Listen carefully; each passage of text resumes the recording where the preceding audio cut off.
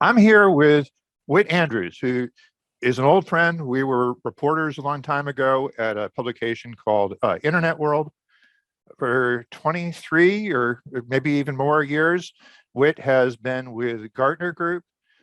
And so some of the people watching this may not know that Whit is a big deal, but organizations pay a lot of money to hear from Whit, to bring Whit in to speak, to get Gartner's advice on how they can use technology effectively in their organizations.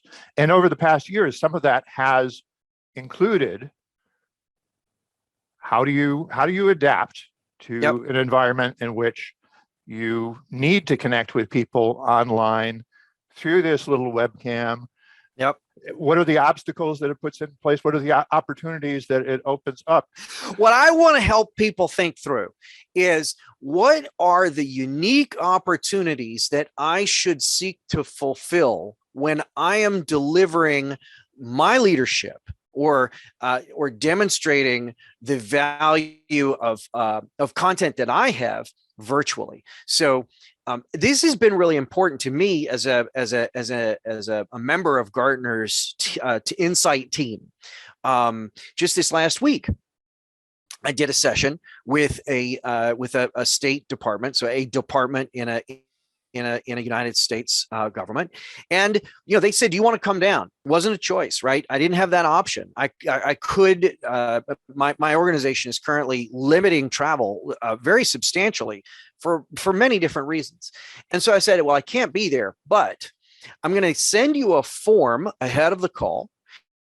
It's going to include some questions in it where I'm going to share data during our call, and you can compare the answers that emerge from this call to the answers that we got from other respondents.